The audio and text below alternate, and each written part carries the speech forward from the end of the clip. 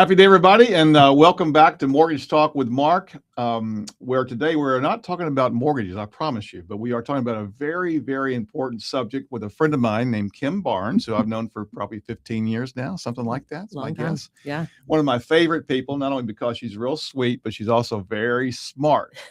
And so we're going to talk about a subject that's very universal. In other words, if you're a parent or you have parents, this is going to be an important conversation. So don't turn the dial today, okay? Because several years ago, you started a company. I'll let you introduce yourself, but your background is in news, TV, and things like that. And you sort of transitioned to this new world, a company called Parenting Aging Parents. Yes, sort of by accident. Yeah, that's what you mentioned. Or necessity. Out of necessity, yes. I mean, a lot of it was the what we were going through personally. Right. As you and your husband, Mike. Yes, exactly. My husband, Mike, and I, we're both former television journalists. He was a sportscaster for 30 Long years. Time. One of my favorite. Oh, thank you. I was news anchor and reporter for about 15 and then did other content after that. And it was just as we were kind of just going about our lives. And I had a communication training business, or still have a communication training business. He was working at the TV station, and we were starting to notice some changes with our parents. And it really kind of the crux was when Mike's mom, who has advanced Alzheimer's now, but was beginning at the beginning stages, they just knew that we were having to make some changes. And as those were happening, getting his parents to move from the house and the farm out in the country into closer to the city and into an independent living community. And then when it finally came time that we thought it was time for, or they thought it was time for her to be in memory care, just that whole process. Yeah. And that was how many years ago? 4, 5, 6? It was about 6, actually. It was in 2019. So it was actually before COVID when Mike and his sister initially went to go look at memory care places in the Dallas area. Right. He came home from that trip because he went in with the attitude of, okay, we have financially, we're good. We're prepared. Legally, they were prepared. His dad, former CFO of a company, and so very organized and managed all of that. So Mike went in with the attitude of, oh, this is just like looking for an apartment, right? And yet when he walked into the memory care places, wow, he was so overwhelmed. He thought, oh yeah, the closet size does not matter. That is not what we're looking for here. Right. And how do you even know what you need? And so he came home from that trip, drove straight home, sat next to me at my desk, and just said, oh my gosh, I was so overwhelmed. They were all very nice, but they started talking in these acronyms and this language I didn't understand. And he just said, I didn't even know what to ask. And so I asked nothing, and yet left so overwhelmed. And he just said, if we thought we were prepared and were this overwhelmed, I can't imagine how most people feel. We should do something. Well, what happened to me personally, and I don't want to interrupt, but I do want to share this part because it was just recently you put on a 3-weekend training for an hour at the church, and Shara and I went, and it was so eye-opening. There were so many layers and nuances of this stuff that it takes somebody like yourself who's spent years studying it and sharing it and building a company around it. And living it. Yeah, we just talked to your mom. That's earlier. Right. That's right. Before we started the interview, Mom called. To ask the same question that she'd asked already 3 times today. Right, but yes, right. Yeah. So I thought, man, I got to have Kim back on this because I'm fascinated as an aging adult. Okay, for my kids to prepare as best we can. So let's kind of talk about parenting aging parents, your community, that sort of thing. Yeah. When we decided to finally do something, and frankly, when Mike had that idea and said we should do something to help people, I just thought, and I'm a former TV journalist, so I've talked about a lot of, hard stuff and not very fun stuff, but I just said, that does not sound like fun stuff to talk about. And yet, as and at the time, because COVID happened, and then it took 1.5 years before they actually moved his mom from independent living to memory care. And it was during that time I just started being really aware of the fact that, okay, I'm stepping in a whole lot more. My friends are helping a lot more, but I'm only finding out by accident because nobody talks about it. And that was really eye-opening to me. And why do you think that is that nobody talks about it? What is it? What's the?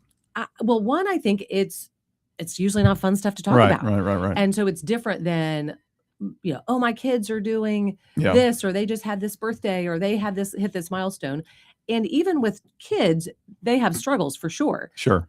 But I think that I think a couple different things. One, with kids, there's almost more developmental milestones that happen at about the same time. Mhm. So when they're 2 and they're having the terrible twos, we know that for the most part, they're They're going to going to grow out of that. it. Right. Right. They're going to learn and things are going to change. We Yeah. know that when they're in middle school, there's hormones and puberty and Sure. all of that. But I think so But those are there's seasons of life seasons of where life. this can be more progressive, if you will. Exactly. And so I think that because even though we might talk about some of those things, everybody else is going through it at about the same That's time. right.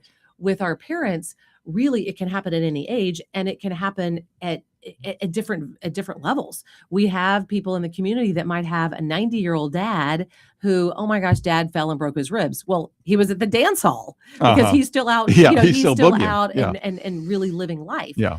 And then you might have somebody else who says, I've got a 62-year-old mom who has diabetes or has had a Mhm. stroke and is in really needy Mhm. condition and really bad health condition. So it can happen at different ages. Anytime. Right. So just because I'm 40 or 45 or 50 doesn't necessarily mean that my path looks the same as my friend. Yeah. And so I think that's That's right. part of it. But I think a lot of it is just that we think because we don't talk about it that, oh, I must be the only one because I haven't heard anybody else talk about it. So I guess I have to figure it all out on my own, which then leads to Mhm. more isolation.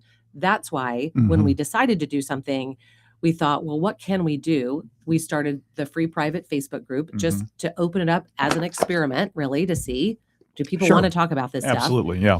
And we thought at the beginning, too, because of our experience, we thought, well, what can we add to the conversation? We're former reporters. We know how to ask questions and help explain challenging and complex issues. Let's do that. So we just started doing interviews, throwing them up on YouTube, but really only for the purpose to share it within the community. And then after about 6 months, we realized, oh gosh, there are a lot of people here. They just keep coming. What can we do better to support them? So that's when we built out the website. We created the Caregiver's Key, which is the workbook. Show that. Yeah, Or I'll show it. You can show it. This is the workbook Yeah. that we created. That is really, It's really good. I have one. It just is a way to be able to capture all that information, and in some cases know what information to capture. That's because right. There's a lot of stuff in here. Where's the second set of keys to the car? Right. Okay, who would have thought to Right, think of yeah. that? And I then didn't know where mine are. Yeah, and we also added some file folder labels because there are some documents that you need to have in a place to keep safe so that you know where the will is or certain other documents that you need to have. So we created that as well. And then we just kind of have continued to expand as the community has grown, and we ended up creating a paid membership as well for those who want to have access to additional resources. We do a Spotlight of the Month topic so that we're talking about caregiver stress and burnout this month. We've done driving, we've done dementia, just so many topics. And after I heard you speak at the church a few weeks ago, I signed up. Yeah. So Yes, I'm you did. excited to Thank learn you. more because it was so fascinating. And I think it's kind of like, for me, taxes. I wait to the last day to do my taxes, and some people wait too long to take care of these conversations. Yes. And so I'm trying to promote your information for people. So tell us how to get a hold of the website. Yeah. The website is parentingagingparents.com. Yep. We tried to make it as easy to remember and as it explains what we do. Yeah. Really very clear. Really the idea of supporting adult children as you're caring for aging parents or preparing to do that. Right. However, I do think that part of our goal is that by having these conversations with our parents, it does also lend itself to thinking, for us to start thinking, oh, how do I want to answer these questions? What do I want my later years to potentially look like? And having those conversations with our children, even though, I feel like I'm still, blowing and going. Right. No, I get it.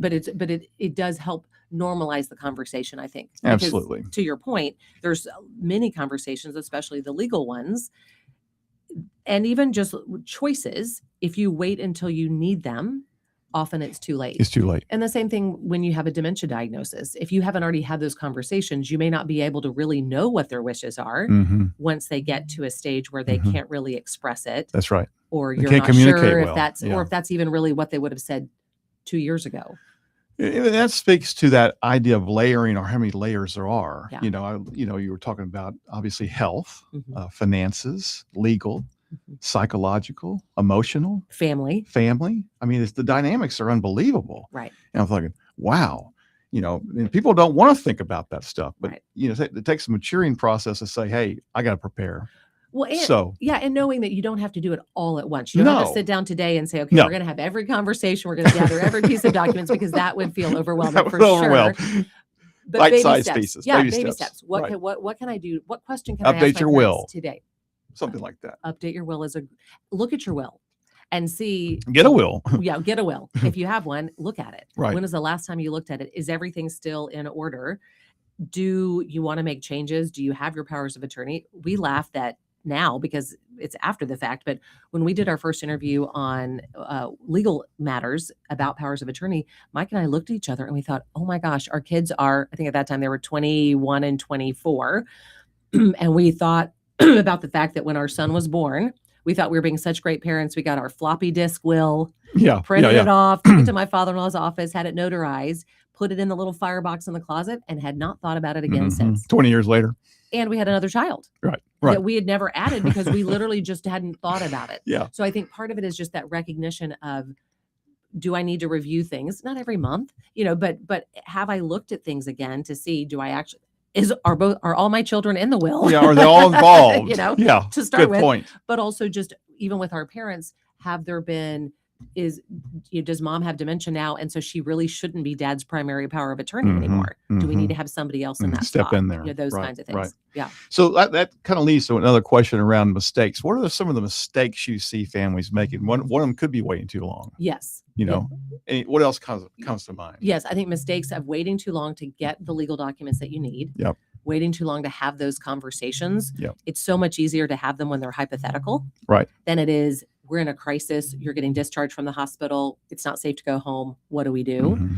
And we have no idea what your financial picture is. We have no idea what your wishes are. Were you assuming you're living with me and I didn't know that? Or were you not assuming that I'm going to move in with you and you think, no, I don't want that? Right. What are those choices? So I think mistakes, and also I think understanding kind of being in their shoes a little bit. A lot of times they may be fearful. They may be realizing that they're, they mean the parents or the children? Your parents. Yeah. Your parents may not be able to do the things that they used to be. And it's frustrating and scary. Yeah. I mean, there's things that I can't do as much as I used to do. And that frustrates me. Me too. A lot of that's just physical now, but just, and I'm still trying. I'm right. I keep saying I'm still trying. I still try to play golf. I'm just not very good at it. Lifting weights and doing all of those things. And so I think too is also then with dementia, I think one of the biggest mistakes we make is not realizing what that does and how it affects the person. And we're still trying to treat them the same way that we were before there was those deficits or those challenges. Yeah. Interesting. So let's talk about technology. I thought it was fascinating what you shared with me earlier before we got on the show about technologies that you're with your mom. Just kind of share some ideas of how technology actually supports these efforts too. Yeah, there's every day I notice I get a Facebook ad or I have a company reaching out to us. There's so many different technology apps and systems that are trying to be created now to make things easier. One, to protect from whether it's phone scams or things like that. A couple of the technology that we use that have been so helpful is Jubilee TV, which is a device that you connect to their television. Okay. I can get my phone out, get on the app, and I can literally see what mom is watching. Wow. I can change her channel. I can schedule a show to come on when it's football season. I have to always schedule the OU games. Does she like football? She loves football and she loves OU. So I schedule the OU games to come on at a certain time. Okay. But it also has, so that those are super handy, but and she lives in Houston. You're in Austin. Exactly. Yeah. Right. And even if she was just across town. Sure. And is it a matter of, am I going to have to get in the car and drive over because her remote is stuck? And she doesn't know where she got, because can't find the remote. Well, I don't know about you, but I often on my television, I don't watch television very often. And I'm also always thinking, okay, which remote is it? Oh, me okay, too. I have to go back So to frustrating. this home to get DirecTV, to get to blah, blah, blah. Forget so about it's confusing. Yeah. So, but Jubilee TV has been great because you can control their television, you can schedule shows, you can do FaceTime, you can do basically a FaceTime or a video call, but now they're on their television, so they're nice and big. Where when we would try to FaceTime with her, and it's can you show me the thing? Can you show me that piece of paper? It was a little crazy. So you come on her television, your face does? It's a video call. Okay. I'm basically doing it. I can see her has a camera, so I can see her. She Okay. can see me. There's also That's so a good. drop-in feature too, so that if for some reason I needed to drop in real quick and see if she's in her apartment. Okay, Mhm. is she in her chair? She's not. Okay, she's not answering her phone. I Mhm. can make sure that she's okay. So that's one piece of technology that has been a huge help. We have an interview on the website, and we have a promo code. If you use PAP25, you can get a discount, Okay. which is great. Of course, you can use that anywhere. You don't have to be in a retirement home or Oh, an assistant. You can do it at home if you still lived at home. Oh no, absolutely. Yeah. It's wherever Wherever you are. they are. Right. Yeah. And I think a lot of the people who use it have parents who are living in their house Yeah, still. that's right. But yeah, it That's can be good. wherever That's they good are. to know. Yeah, it's awesome. The other one that I love is Memory Board. You heard me saying that Yeah, to Mom. I'll that's put it right. on your memory Memory board board. to reminder. It is a tablet that I also can go on the app and I can schedule reminders for her. So every morning at 9 o'clock, it says exercise classes at 10 a.m. And it Mhm. comes on from 9 a.m. until 10:15, Mhm. and then it goes away Goes because she away. doesn't need Is to it right see by it. her bed or? It's right. She has it right by her bed on her Yeah, nightstand. And yeah. so every time she comes into her apartment, she sits on the side of her bed, she looks at it.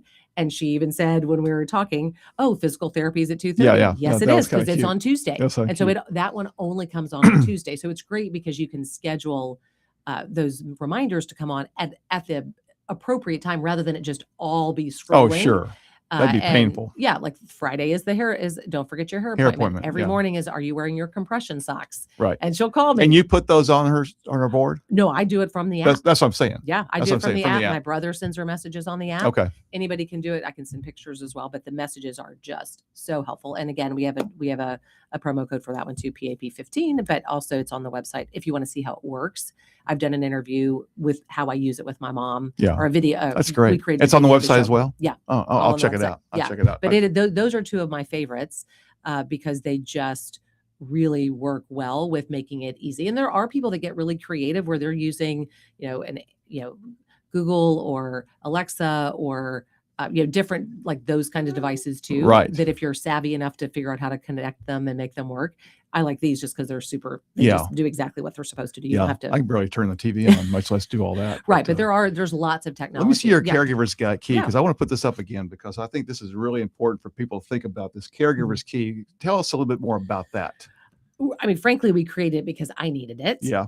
It has everything from blood type, Technology, housing. legal, insurance. I need to know her Medicare information. I need to know her doctors. I need to know what medication she's taking. Yeah. I want to know what her final wishes are. Right. I want to know, does she have more than one, does she have more than one house? Does she still have a card?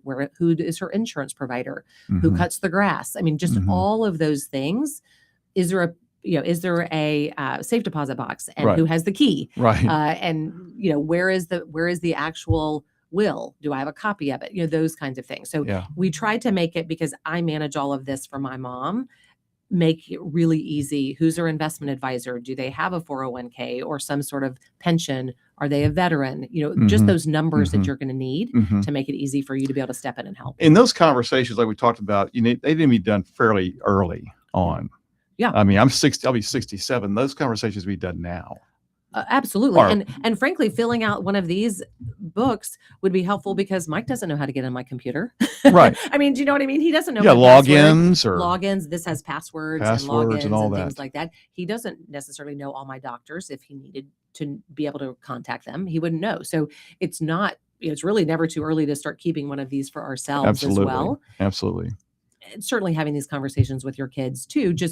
I think it just makes it more comfortable and more this is just what we talk about, not all the time. Right. But We talk about OU football sometimes. Right, exactly.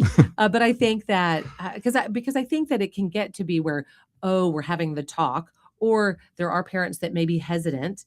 And so, even with the caregiver's key, Mike uses the idea of, could you use something memory related to sort of get into the topic Mhm. of, okay, Dad, when the one about the section about your car. Okay, when did you get your first car? How much did it cost? What kind Mhm. was it? Mhm. Those kinds of things that could make it that you're also capturing memories Yeah. at the same It'd be time. kind of fun at the same time. Right. Yeah. Or, can I look at this as like, hey, Dad, we just need to fill out some paperwork. And it's just sort of just more of a businessy kind of approach.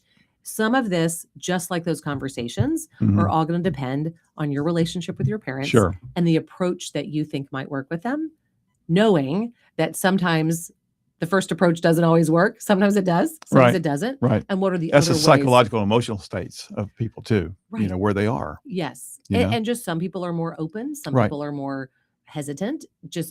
We're just all different. And I think that's one of the things that we have to always remember too, is that we're all different and we're going to have different history, different relationships with our parents. Sure. And what I might ask my mom to do, she may listen differently to me than she does to my brother, where my brother can ask her certain things and she says, oh yes, of course.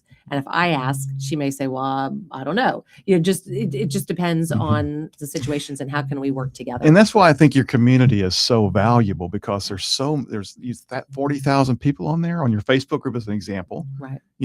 And people are going through all sorts of different experiences. Yes. Sometimes it's probably just venting, Sure. they just want to get off their chest, to other people that can kind of relate to them. Well, exactly. Because you just can't go up to somebody at the grocery store and say, gosh, you know what? I'm having a real hard time. Mom's got incontinence. Do you have any ideas?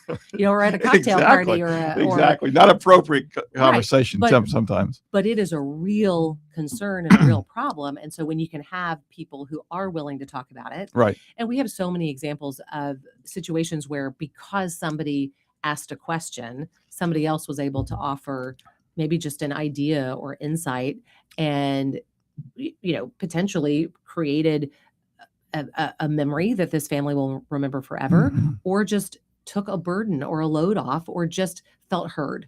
Just felt heard. Right. Somebody to talk to. Right. Because online. Because caregiving can be a really lonely and isolating experience, especially if you are living with a parent and providing that 24/7 care. Yeah. It can be really heavy. Yeah. And you may feel like you don't have anybody who can relate or understand or give me a break. Let's talk some about the legal aspects of some of this, because, until I went through your class a few months ago now, I always think about a will. Tell us about other things that people should be thinking about. We have an interview on the website about the 5 most important legal documents. Will, certainly. And sometimes a trust is appropriate. It just depends on your situation. So those, can kind of go hand in hand. Preface this, you're not an attorney. I'm not an attorney. Yes. Okay, we're clear about this. This is from experience. This is from experience and what we've learned from doing interviews with attorneys. So the 5 documents that they say that are really important are a will, a financial or durable power of attorney, which helps somebody if you need to make financial decisions, they need to pay your bills for you, things like that. Maybe sell real estate, depending on what authority they give you. A medical power of attorney, which usually is going to include a HIPAA release that allows somebody to hopefully carry out your wishes. Can you have more than one person appointed at some of those? So most of those, from what I have learned from attorneys, generally you want to have a couple of people. Because if the first person's not available or if something happens to them, then you don't have to redo the documents. But so yes, having a couple. So that would cover the HIPAA. Then you also a directive to physicians so that they know, what kind of care do you want? Do you want a feeding tube? Do you not want a feeding tube if something were to happen? And then also, this is kind of a strange one, but really important, which is disposition of remains, which means who has the authority to decide kind of where you go. Okay. If you haven't already spelled that out, is that what you're saying? Right. But I think that's still part of a lot of times an estate package that attorneys will put together. So those are kind of, that's a little of a side one, but it's usually included. And we have an interview that explains all of those. Speaking of interviews, I think you said there's 140 interviews? About 130. Yeah, 130 interviews. Okay. So many different We could only cover a few things, but what other things can people expect when they join your community? Right. As far as your website? Yeah. If you go to the website, you're going to find interviews about downsizing, Medicare, skilled nursing, hospital discharge, Social Security, just so many topics, just all the legal stuff we've talked about. The legal stuff that we've talked about, financial, do you need to be on, how do you manage some of what's the difference between home health and home care? Really similar, very different. Yeah. So just talk about that real quick, because I was like, what? Seems like it's the same thing. It sounds the same, but it's very different in that a home care agency or a home care person is going to be providing sort of personal care. That usually is going to be what they call activities of daily living, dressing, bathing, feeding, if they need help cooking, not feeding them, but like, do they need help cooking or something, meals, maybe some light cleaning. It's kind of that daily activity, companionship. Got it. Home health is going to be medical, Okay. where generally that's going to be physical therapy, occupational therapy, Okay. speech therapy. That That's makes more going to be sense. ordered by a doctor Right. and is more specialized, and generally now that's often covered by Medicare. Home care generally is going to be private pay. There Okay. are some programs through the VA, or if you're on Medicaid or things like that, that again, It's just overwhelming. it's all these words that Yeah. we've never had to learn ourselves Right. potentially. Right. And that's, I think, what makes it so overwhelming. So finding a place where you can come get sort of that It's going to be great. information and one of the things, and one of the things that we love to do is, like the presentation that you came to that we did, is going into companies and helping employees be more prepared, because the better prepared the employees are, Mhm. the better employees They're they will gonna be. continue to That's be, right. even when stuff happens like this. Well, unfortunately, we've got like 60 seconds. What Okay. else can you leave us that people need to think about? I think number one for me is to have you join your community. It's very insightful and enlightening just to know kind of what things people are going through, and maybe what might be coming ahead, or just knowing you have a place to go Yeah. when you have questions. I think it's just not being afraid to have these conversations, and not assuming that it's going to look the way it did Mhm. for your parents. Mhm. My mom didn't have to do very much at all for my grandparents, and they lived to be 95 and Mhm. 98. I Mhm. started stepping in when she was in her late 70s. Yeah. That's not what I expected. Right. And so it might look a lot different than what you expected. Because you to weren't be. modeled that when you're younger. It just didn't, they just didn't need Didn't it. happen like that. Yeah, it didn't happen. Yeah. So it might not look the way you expected Right. to. Yeah. Talk about life is full of surprises. I mean, there's no Absolutely. telling. No telling. Absolutely. Well, Kim, it was always a pleasure to be with you and talk about this subject, because it's something that people just need to be paying attention to. Yeah, it affects every family to some degree at some point. At some point. Yeah. Yeah. All right. Well, Thank thanks you for again. having me. Thank you. So much